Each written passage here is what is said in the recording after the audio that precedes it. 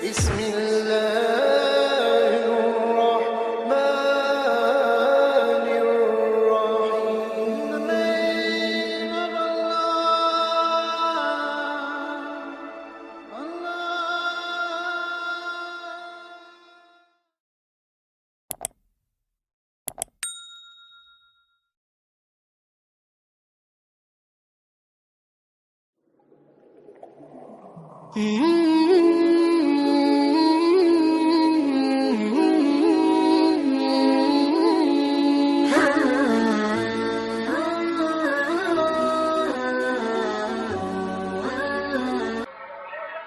Assalamualaikum warahmatullahi wabarakatuh.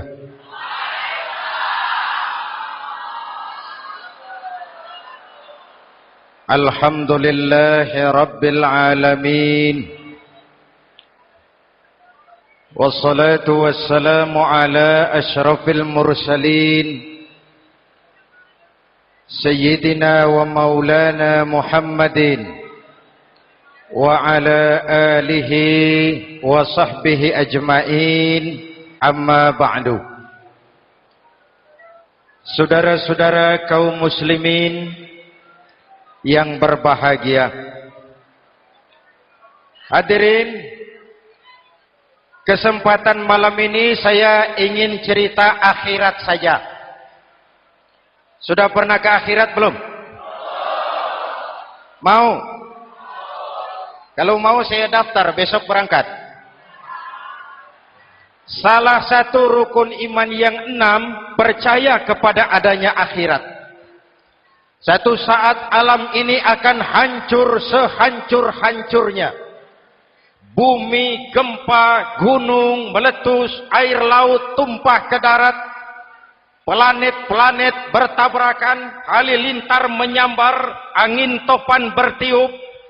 Semua yang bernama hidup mati, itu kiamat.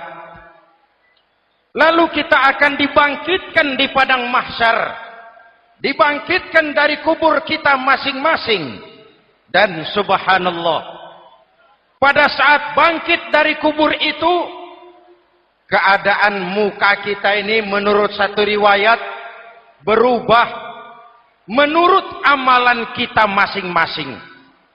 Jangan heran nanti ada yang dibangkitkan dari kuburnya itu mukanya berubah jadi muka tikus. Hebat sekali. Badannya badan manusia, tangannya tangan manusia, mukanya muka tikus. Sebab apa?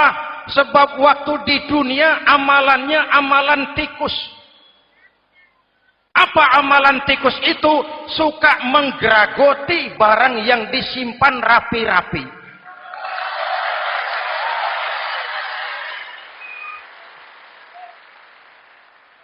Itu nanti koruptor-koruptor yang menggeragoti uang rakyat. Itu nanti bangkit mukanya muka tikus. Na'udzu. Saudara lihat, oh ini yang geragoti uang rakyat mukanya muka tikus.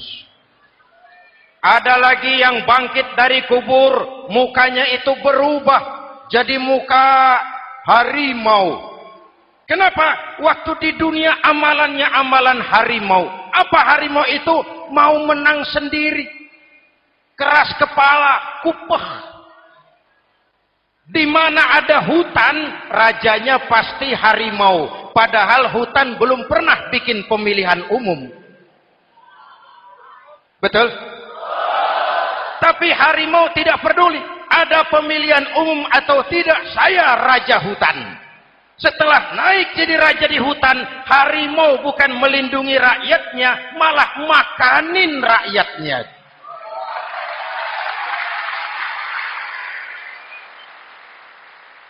Orang-orang yang mau benar sendiri.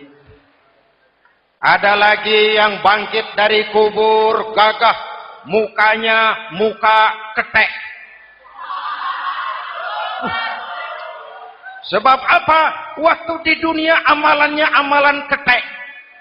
Apa ketek itu? Rakus, serakah, tamak. Coba, ketek itu kasih pisang, dimakan. Berikan lagi, pegang. Berikan lagi, kakinya yang megang. Temannya diberikan, masih dirampas juga. Ketek. Serakah, kalau mental ketek masih gentayangan di republik ini, maka pemerataan cuman akan jadi dongeng. Kaum muslimin yang berbahagia, pada saat itu di akhirat nanti, setiap orang sibuk dengan urusannya sendiri-sendiri. Boleh jadi setiap kita lalu akan dimintakan pertanggungjawaban jawab. Boleh jadi orang tua tidak sempat lagi mengingat anaknya. Saudara tidak lagi sempat memikirkan saudaranya. Tiap orang akan dimintakan pertanggungjawaban jawab. Dalam kondisi seperti itu, Rasulullah mengajarkan sab'atun yudhilluhumullahu yawma la dhilla illa zilluh. Ada 7 golongan manusia yang di akhirat nanti akan langsung mendapat perlindungan dari Allah Subhanahu wa taala. Orang lain sibuk, dia tenang. Orang lain resah dan gelisah, dia ayem. Kenapa? Mendapat perlindungan dari Allah. Sebab ketika di dunia, ia memberikan perlindungan kepada orang banyak. Siapa mereka? Mudah-mudahan kita termasuk salah satu di dalamnya. Mencari perlindungan Allah lebih-lebih dalam situasi sekarang ini. Pertama, imamun adil yang akan mendapat perlindungan langsung dari Allah adalah pemimpin yang adil. Sebab apa? Pemimpin yang adil melindungi banyak rakyat, maka pantas di akhirat dilindungi oleh Allah Subhanahu. Kita ini kan zon politikan. Kita ini makhluk yang tidak mungkin hidup sendiri-sendiri. Untuk melaksanakan hajat bersama, kita memerlukan pemimpin. Memilih pemimpin itu tidak sulit. Dalam fikih, ketika sholat, itu dijelaskan bagaimana cara memilih imam. Siapa yang diangkat jadi imam? Pertama, a'lamuhum. Orang yang paling alim di kampungmu siapa? Angkat jadi imam. Yang paling alim, paling menguasai persoalan sehingga bisa membawa bangsa keluar dari kesulitan. Pemimpin yang bisa menyelesaikan masalah, bukan yang menimbulkan masalah.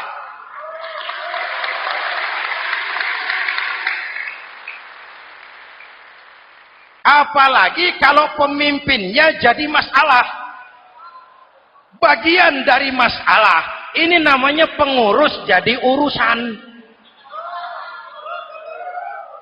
A'lamuhum. Pak, di kampung saya ada 2 orang. Alimnya sama. Yang mana yang jadi imam? Afsahuhum. Yang lebih fasih lidahnya. Yang paling pandai menyuarakan aspirasi rakyatnya. Punya sense of crisis. Yang satu alim tapi pelo. Yang satu alim tidak pelo, yang tidak pelo jadi imam. Kenapa? Tidak sah orang fasih bermakmum kepada imam pelo. Pak, ini imam pelo, makmum pelo semua. Sah. Namanya kampung pelo. Aduh Pak, ini 2 orang alimnya sama, fasihnya sama. Yang mana yang jadi imam? Aktsaruhum sinnan, yang lebih tua umurnya, senioritas baru dihitung. Lahirnya bareng Pak. Yang mana yang jadi imam? Awaluhum hijratan, yang lebih dulu tinggal di situ, yang punya semangat nasionalisme yang tinggi, yang cinta kepada bangsa dan rakyatnya. Sudah ada imam? Sudah. Ayo azan. Apa azan itu?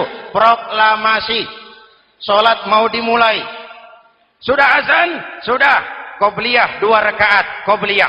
Apa qobliyah itu? Dulu ada namanya Panitia Persiapan Kemerdekaan Indonesia. Qobliyah. Sudah qobliyah? Sudah. Luruskan shaf. Atur barisan yang lurus. Rapatkan barisan. Apa ini? Bentuk pemerintahan yang kompak, bersih, berwibawa. Jangan sesama elit saling tawuran.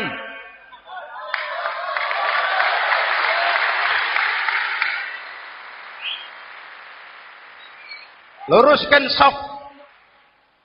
Lalu saf yang terdepan hendaknya diisi orang yang sedikit alim. Tidak perlu alim betul, sedikit alim. Maksudnya apa? Kalau imam keliru dia bisa tegur. Kalau imam salah dia bisa tegur. Kalau imam batal dia bisa gantikan. Ini wakil-wakil makmum. DPR, DPRD. Wakil-wakil makmum. Sudah. Ayo imam, pimpin solat. Sepakati dulu, kita mau solat apa? Rakaatnya berapa? Surah yang mau dibaca apa? Pakai sujud tilawah apa tidak? Supaya makmum tidak kaget-kagetan. Rakyat harus dikasih tahu pemimpinnya mau kemana. Visinya apa? Supaya makmum ikutnya ikhlas. Jelas? Hadirin yang saya hormati, kita memerlukan pemimpin yang adil, yang menaungi rakyatnya, sehingga dengan demikian nanti mereka akan dinaungi langsung oleh Allah Subhanahu. Mudah-mudahan Allah memberikan kepada kita rakyat dan bangsa Indonesia ini pemimpin yang adil. Saya yakin perjalanan waktu akan mengantarkan kita di mana orang-orang akan terbuka topengnya, sehingga akan jelas mana pembela rakyat, mana penyengsara rakyat.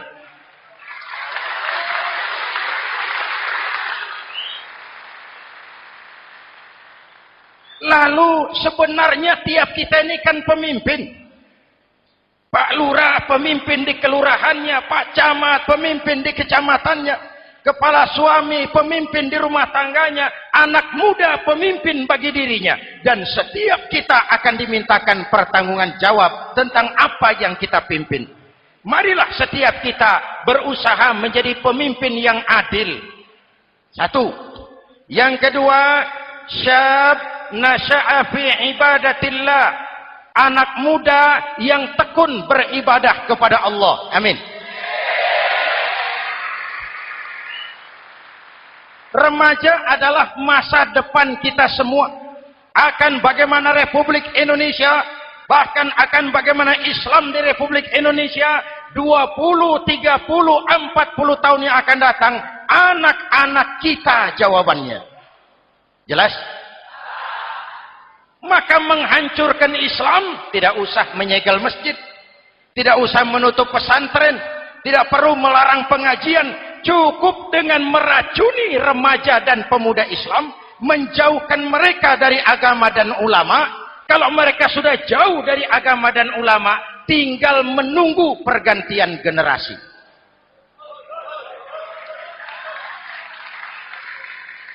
Maaf, kalau yang sudah 60 tahun ke atas, itu saya anggap angkatan selamat. Generasi tanda seru. Insya Allah mantap akidahnya, tidak goyah imannya. Tapi yang 30 tahun ke bawah, adik-adik saya ini, the next generation, kalian yang jadi pilot project.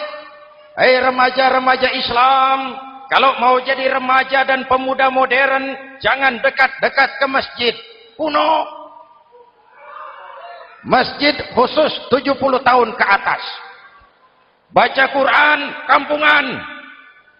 Ngaji urusan akhirat. Seiring dengan itu, modernisasi diartikan dengan westernisasi. Kau tidak bisa jadi pemuda modern kalau semua yang datang dari barat belum kau telan mentah-mentah. Kau harus bisa bergaul seperti orang barat, berpakaian seperti orang barat, berumah tangga seperti orang barat, makan minum seperti orang barat. Kalau nyanyi lagunya lagu barat yang orang lain nggak ngerti, kamu juga nggak tahu. Mengalirlah narkoba dalam segala bentuknya. Maka muncullah generasi-generasi santai, generasi-generasi salon yang mencoba mencari pelarian hanya dengan kesenangan sesaat, tapi menghancurkan masa depan yang pasti.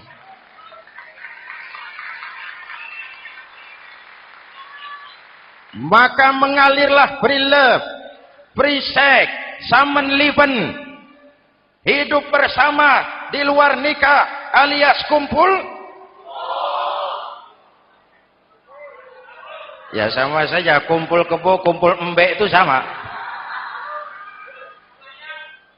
Hadirin yang saya hormati, kalau sudah hancur tinggal menunggu pergantian generasi. Oleh karena itu adik-adik saya, para remaja, para pemuda, kalian harapan kami semua. Di pundak kalian kami pertaruhkan hari depan bangsa dan negara ini. Hidup cuma putaran menunggu giliran. Ada saat datang, ada waktu pergi. Ada hari lahir, ada saat kembali. Ada hari dilantik, ada saat untuk menyerahkan jabatan. Hidup cuma sekadar menunggu giliran. Karena itu kepada kalian saya ingatkan satu ucapan orang bijak. Hai anak muda, berpikirlah kau di waktu pagi. Bekerjalah di waktu siang, makanlah di waktu sore, dan tidurlah di waktu malam. Berpikir di waktu pagi, belajar mumpung masih muda. Bekerjalah di waktu siang, amalkan ilmu itu setelah dewasa. Makanlah di waktu sore, hari tua tinggal menikmati hasilnya. Tidurlah di waktu malam, matilah dengan tenang.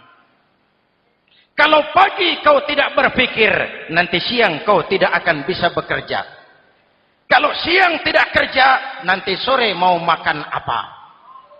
Kalau sore tidak makan, alamat malam enggak bisa tidur.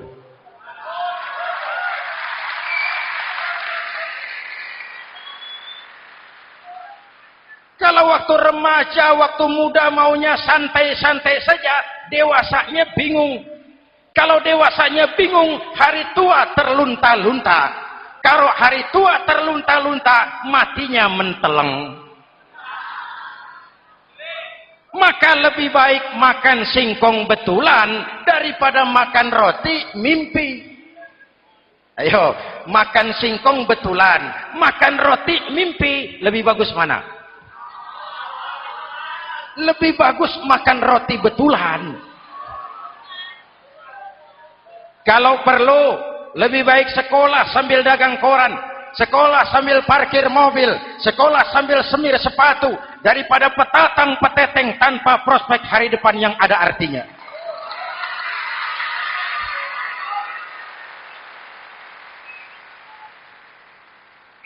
Inilah golongan kedua yang nanti akan langsung mendapat perlindungan dari Allah. Anak muda yang tekun ibadah. Kalau orang tua tekun ibadah, pantas. Orang tua rajin ibadah, tidak istimewa. Masya Allah Pak, itu orang tahajudnya hebat, wirid yasinnya mantap, puasanya luar biasa, zikirnya mantap. Umurnya berapa? 70. Wajar. Lalarwi sanjo. Sudah larut senja. Kalau 70 masih jadi preman, kapan tobatnya? Tapi kalau ada anak muda, darahnya masih mengalir dengan panas, keinginannya masih sejuta khayal, dia bisa salurkan di jalan Allah, itu amat disukai Allah, dan itu akan mendapat perlindungan langsung dari Allah Subhanahu. Hadirin kaum muslimin di seluruh tanah air yang saya cintai, sekarang kita sampai kepada golongan ketiga yang nanti dinaungi Allah. Itu siapa? Rajulun qalbuhu mu'allakun bil masajid. Seseorang yang hatinya selalu terpaut kepada masjid. Masjid memang tempat melaksanakan sholat, tapi lebih dari itu dia adalah pusat kegiatan umat. Umat Islam dengan masjid seperti ikan dengan air, tidak boleh berpisah. Sehingga ada hadis qudsi mengajarkan, inna buyuti fil ardil masajid wa inna zuwari fiha ummaruha. Rumahku di permukaan bumi adalah masjid. Orang-orang yang memakmurkan masjid adalah tamuku. Dari masjidlah terpancar semangat silaturahmi. Dan itu yang sangat kita perlukan sekarang. Di tengah-tengah kerentanan kita sebagai bangsa, masjid harus jadi lem perekat. Di sini siapapun yang datang mengucapkan Assalamualaikum. Betul? Menebarkan salam, menebarkan rasa damai, bersalaman. Kata Nabi, "Ma min muslimaini yaltaqiyani fayatasafahani illa ghafarallahu dzunubahuma." Apabila dua orang Islam bertemu lalu bersalam-salaman, Allah akan menghapuskan dosa yang terjadi di antara kedua orang itu. Bangsa kita sedang rentan perpecahan. Benih-benih disintegrasi bertebaran di mana-mana. Maka mari kita kembali ke masjid untuk menyusun semangat kebersamaan, meluruskan saf, merapatkan barisan, dan menerjemahkannya di luar masjid. Ini ada kaitannya dengan faktor yang keempat, yang langsung dilindungi Allah. Siapa mereka? Rajulani tahabba fillahi ijtama'a alaihi wa tafarraqa alaihi. Dua orang yang bersaudara, bertemu karena Allah, berpisah karena Allah. Itu akan dilindungi langsung oleh Allah di hari akhirat nanti. Dua orang bersaudara, bertemu karena Allah, berpisah pun juga karena Allah. Tadi dalam perjalanan ke sini, saya melalui sebuah desa. Masih ada sisa-sisa tawuran antar desa. Saya tidak sebutkan desanya, itu rahasia perusahaan. Saya cuma prihatin, siapa lawan siapa?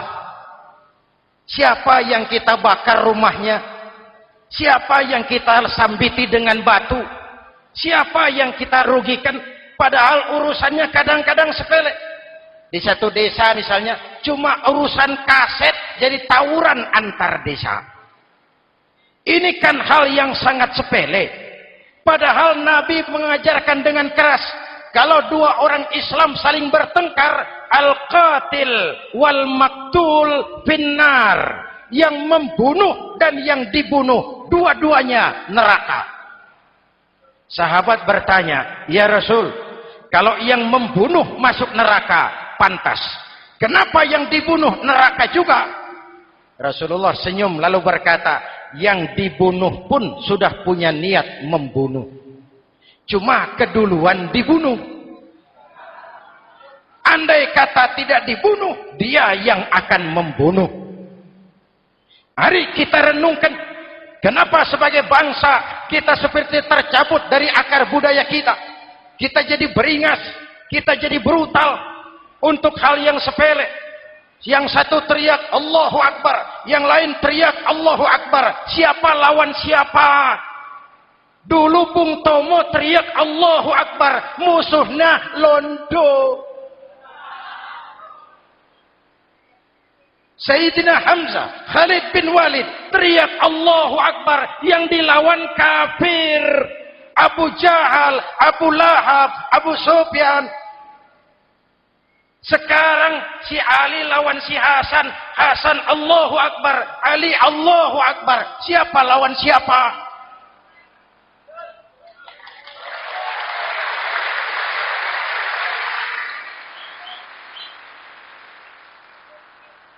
Kenapa kita jadi begitu mudah menggunakan nama Tuhan untuk melampiaskan ambisi pribadi? Kenapa Allahu Akbar yang begitu sakral kita lepas cuma untuk pelampiasan sebuah dendam? Dua orang yang bersaudara, bertemu karena Allah, berpisah karena Allah. Itu ukurannya. Kau di jalan Allah, kau saudaraku. Keluar dari jalan Allah, selesai persaudaraan sampai di sini.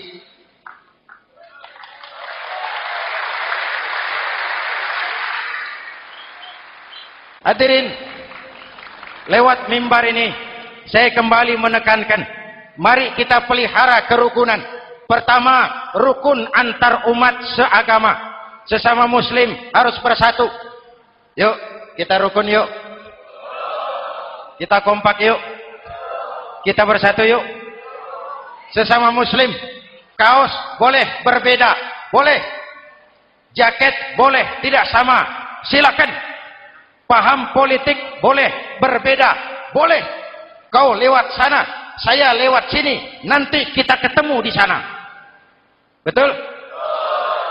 Mari lapang dada menerima perbedaan, tetapi mengarah kepada satu tujuan yang sama. Walaupun bineka, kita ini tunggal. Seperti dilatih di masjid ini. Dua orang yang bersaudara, bertemu karena Allah, berpisah karena Allah. Hati-hati, di masyarakat sekarang ini kan lebih banyak tukang kompor daripada tukang lem. Tahu tukang kompor? Hangati sana, panasi sini, bakar sana, sulut sini. Terbakar kita, dia lari tepuk tangan. Udah capek kita rakyat diobok-obok. Udah capek kita rakyat dialamatkan, dijadikan address. Semua kalau pidato demi rakyat, untuk rakyat, buat rakyat, padahal nggak pernah kenal sama rakyat. Kita cuma jadi alamat. Mari kita kokohkan akar kebersamaan. Kita sama-sama anak Ibu Pertiwi. Di negeri ini kita dilahirkan. Air negeri ini yang kita minum, udara negeri ini yang kita hirup. Kalian remaja, kalian pemuda lebih bertanggung jawab karena kalian anak Ibu Pertiwi. Hadirin yang saya hormati, maka tetaplah jaga semangat kebersamaan. Ini yang keempat. Yang kelima, rajulun zakarallaha khalian fafadat ainahu. Seseorang yang mengingat Allah dalam kesunyian, lalu berlinang air matanya. Tengah malam, dikala orang sedang tidur, dia bangun munajat. Gemersik tikar tersentuh tangan, laksana lambaian tangan malaikat maut datang hendak merenggut nyawa. Terbayang dosa yang pernah dia kerjakan, air mata berurai membasahi pipi tanpa terasa. Orang yang munajat semacam itu nanti langsung mendapat perlindungan dari Allah Subhanahu. Saya pernah baca hadis qudsi, merinding bulu kuduk saya mendengar hadis qudsi ini. Terbayang Indonesia saya, Indonesiaku, Indonesiamu, Indonesia kita semua. Apa kata Allah dalam hadis qudsi? Inni la ahammu bi'azabi ibadi. Kadang-kadang aku muak melihat tingkah laku manusia. Aku kepengen turunkan azab. Kalau azab turun di bumi, kita sudah merasakan banjir di mana-mana. Manado banjir, Sumatera Barat banjir, Jambi banjir, Bengkulu,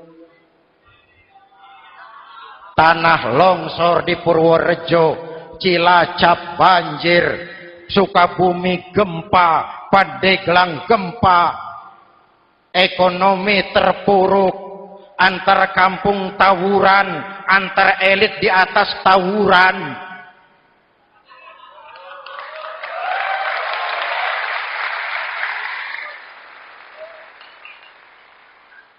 Hutang numpuk. 40% APBN kita ini sekarang cuma untuk bayar hutang.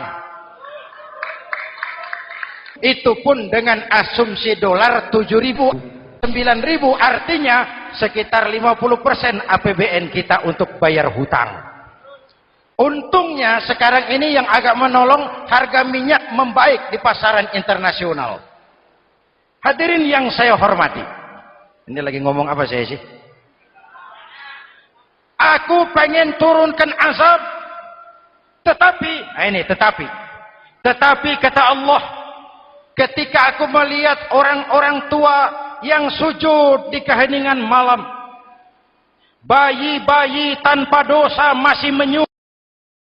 Ada hadis qudsi mengajarkan, inna buyuti fil ardil masajid wa inna zuwari fiha ummaruha. Rumahku di permukaan bumi adalah masjid. Orang-orang yang memakmurkan masjid adalah tamuku. Dari masjidlah terpancar semangat silaturahmi. Dan itu yang sangat kita perlukan sekarang. Di tengah-tengah kerentanan kita sebagai bangsa, masjid harus jadi lem perekat. Di sini siapapun yang datang mengucapkan Assalamualaikum. Betul? Menebarkan salam, menebarkan rasa damai, bersalaman. Kata Nabi, "Ma min muslimaini yaltaqiyani fayatasafahani illa ghafarallahu dzunubahuma." Apabila dua orang Islam bertemu lalu bersalam-salaman, Allah akan menghapuskan dosa yang terjadi di antara kedua orang itu. Bangsa kita sedang rentan perpecahan. Benih-benih disintegrasi bertebaran di mana-mana. Maka mari kita kembali ke masjid untuk menyusun semangat kebersamaan, meluruskan saf, merapatkan barisan, dan menerjemahkannya di luar masjid. Ini ada kaitannya dengan faktor yang keempat, yang langsung dilindungi Allah. Siapa mereka? Rajulani tahabba fillahi ijtama'a alaihi wa tafarraqa alaihi. Dua orang yang bersaudara, bertemu karena Allah, berpisah karena Allah. Itu akan dilindungi langsung oleh Allah di hari akhirat nanti. Dua orang bersaudara, bertemu karena Allah, berpisah pun juga karena Allah. Tadi dalam perjalanan ke sini saya melalui sebuah desa. Masih ada sisa-sisa tawuran antar desa. Saya tidak sebutkan desanya, itu rahasia perusahaan. Saya cuma prihatin siapa lawan siapa. Siapa yang kita bakar rumahnya, siapa yang kita sambiti dengan batu, siapa yang kita rugikan, padahal urusannya kadang-kadang sepele. Di satu desa misalnya cuma urusan kaset jadi tawuran antar desa. Ini kan hal yang sangat sepele. Padahal Nabi mengajarkan dengan keras, kalau dua orang Islam saling bertengkar, al-qatil wal maktul finnar. Yang membunuh dan yang dibunuh, dua-duanya neraka. Sahabat bertanya, "Ya Rasul, kalau yang membunuh masuk neraka, pantas. Kenapa yang dibunuh neraka juga?" Rasulullah senyum lalu berkata, "Yang dibunuh pun sudah punya niat membunuh. Cuma keduluan dibunuh. Andai kata tidak dibunuh, dia yang akan membunuh." Mari kita renungkan, kenapa sebagai bangsa kita seperti tercabut dari akar budaya kita. Kita jadi beringas, kita jadi brutal untuk hal yang sepele. Yang satu teriak Allahu Akbar, yang lain teriak Allahu Akbar. Siapa lawan siapa? Dulu Bung Tomo teriak Allahu Akbar, musuhnya londo. Sayyidina Hamzah, Khalid bin Walid teriak Allahu Akbar, yang dilawan kafir. Abu Jahal, Abu Lahab, Abu Sufyan. Sekarang si Ali lawan si Hasan, Hasan Allahu Akbar, Ali Allahu Akbar. Siapa lawan siapa?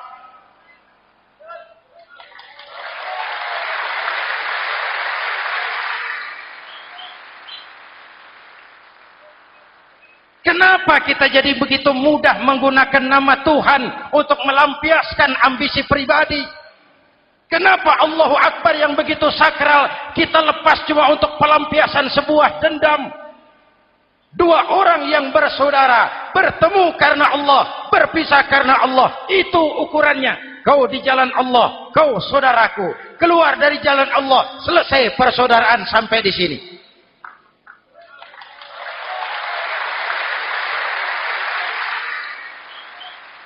Hadirin, lewat mimbar ini saya kembali menekankan, mari kita pelihara kerukunan. Pertama, rukun antar umat seagama. Sesama muslim harus bersatu. Yuk, kita rukun yuk.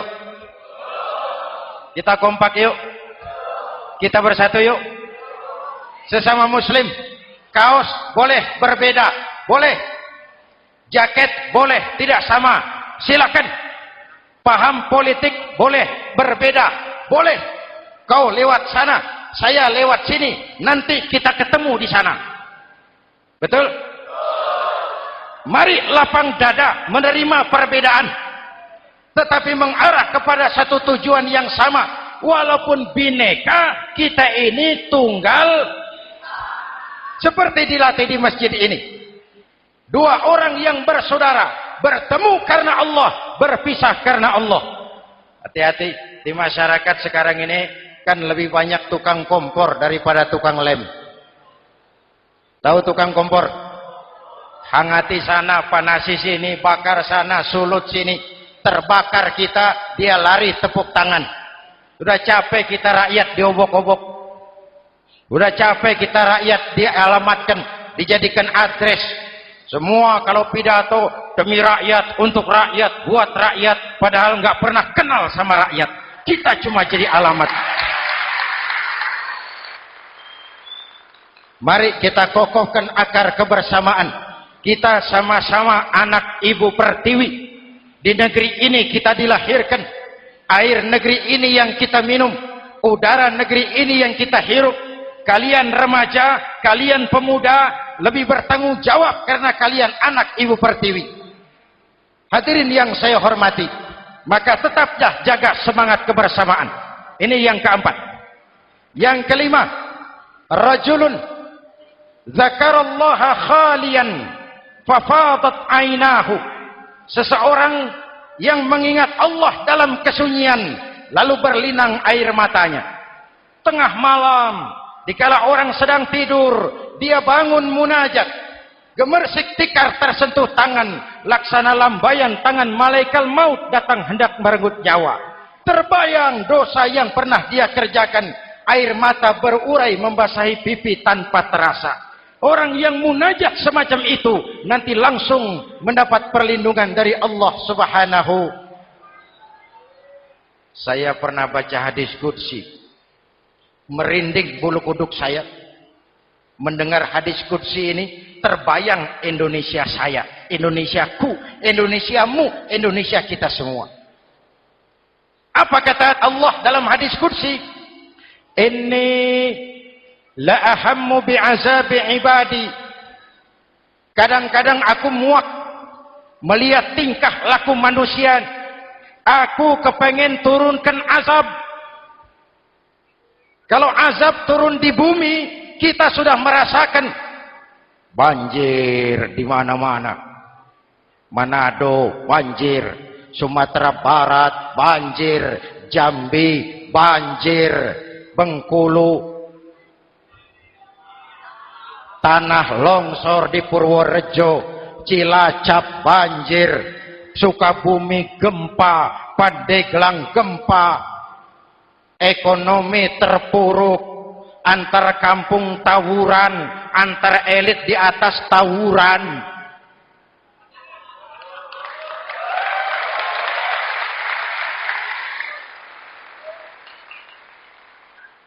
Hutang numpuk. 40% APBN kita ini sekarang cuma untuk bayar hutang. Itu pun dengan asumsi dolar 7.000, 9.000, artinya sekitar 50% APBN kita untuk bayar hutang. Untungnya sekarang ini yang agak menolong, harga minyak membaik di pasaran internasional. Hadirin yang saya hormati, ini lagi ngomong apa saya sih? Aku pengen turunkan azab, tetapi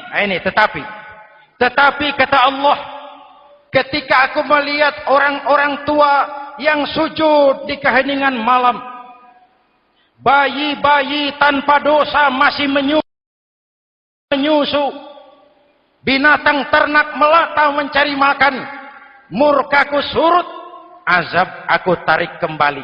Ayo renungkan hadis ini.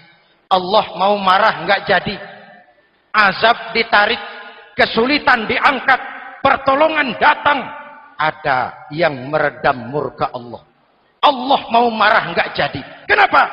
Orang-orang tua yang tengah malam sujud sambil berlinang air mata, itu yang meredam murka Allah. Yang ikhlas menangis kepada Allah, bukan menangis berdasarkan pesanan. Ini kan sekarang apa yang nggak bisa dipesan? Istighosah pesanan, demo pesanan, 10.000 berangkat. Ngerti apa enggak urusan soal lain.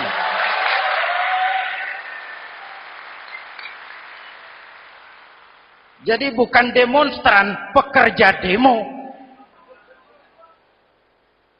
Orang tua yang ikhlas nangis kepada Allah di keheningan malam, kita hutang jasa kepada orang-orang tua yang ikhlas seperti itu.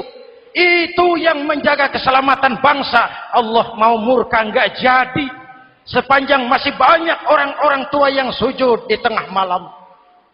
Amin. Yang kedua, bayi tanpa dosa masih menyusu. Tanpa dosa. Binatang melata mencari makan. Sekarang bagaimana kesulitan gak mau panjang. Mengamalkan hadisnya terbalik. Yang disuruh itu orang tua tengah malam sujud. Bayi tanpa dosa nyusu.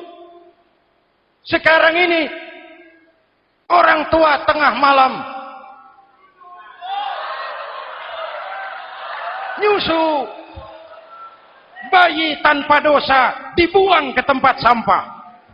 Akibat pergaulan bebas, bayi tanpa dosa dibuang ke tempat sampah. Orang tua tengah malam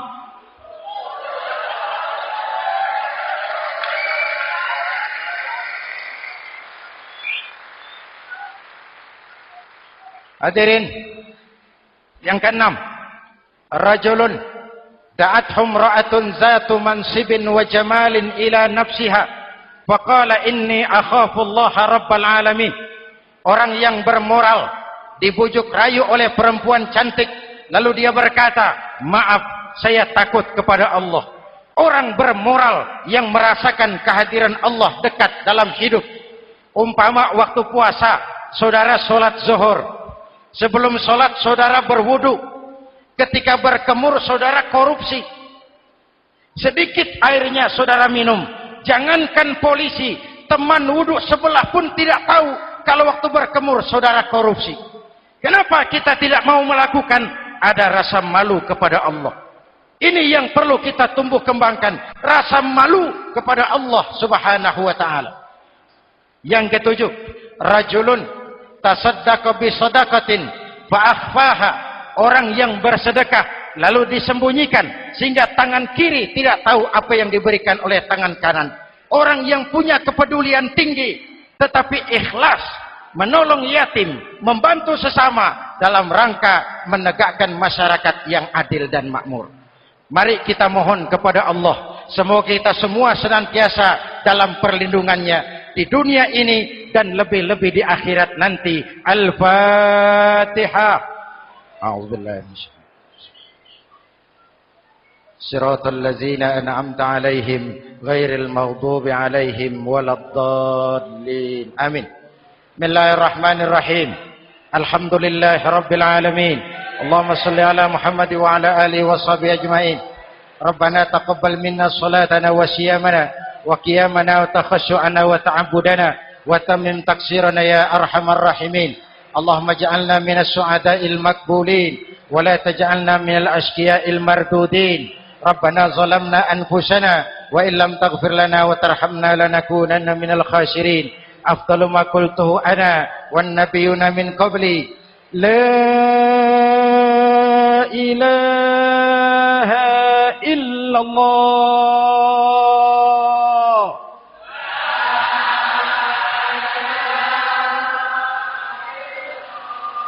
La ilaha illallah.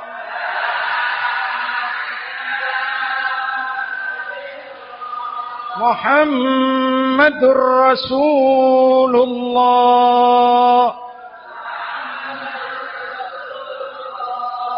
Kalimatu haqqin 'alaiha nahya wa 'alaiha namut wa 'alaiha nubashu insyaallah minal aminin wa akhiru da'wana alhamdulillahi rabbil alamin. Assalamualaikum warahmatullahi wabarakatuh.